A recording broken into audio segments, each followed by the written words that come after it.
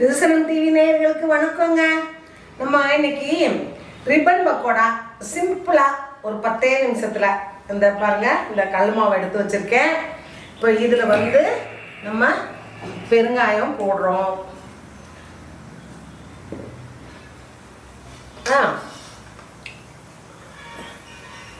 கொஞ்சமாக மிளகாப்பொடி போடுறோம்.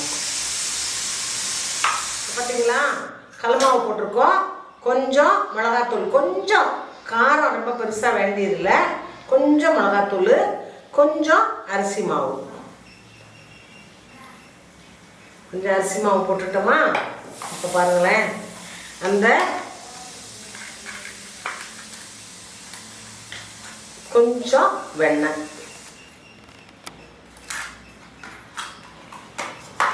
கொஞ்சம் பெருங்காயம். இப்போ இதை மொத்தமாக எல்லாமே கலந்துக்கிறோம்.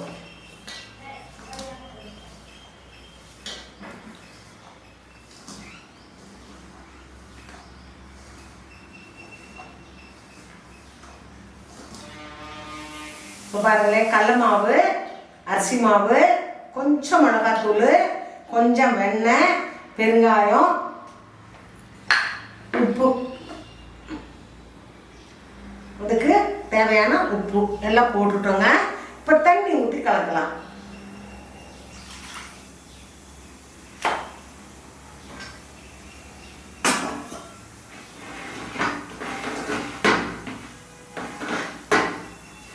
இந்த பாருங்க, நல்ல அதாவது ஒரு முறுக்கு மாவு பதம்னு சொல்லுவாங்க பார்த்தீங்களா? அதாவது நம்ம இப்போ முறுக்கு கொழா மாதிரி இதையும் கொழாவில் போட்டு தான் பிழிய போகிறோம். அந்த மாவு பதத்துக்கு இப்போ பாருங்கள் வச்சுருக்கோம். இப்படி கொஞ்சமாக எடுத்து உருட்டிட்டு இந்த குழாயில் போட்டு தான் பிழிய போகிறோம். இப்போ நான் எண்ணெயை காய வச்சுட்டு உங்களுக்கு காமிக்கிறேன். இப்போது அடுப்பில் எண்ணெய் வச்சுட்டேங்க. எண்ணெயை காயட்டும். இந்த பாருங்களேன், இப்படி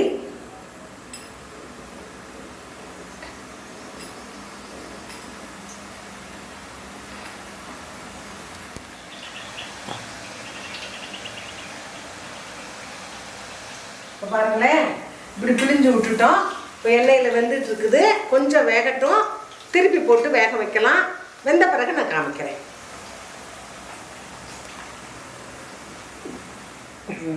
இப்போ பார்த்தீங்களா, நல்லா வெந்துருச்சு. இந்த சத்தமெல்லாம் அடங்கிருச்சு. நம்ம இப்போ எடுத்துடலாம்.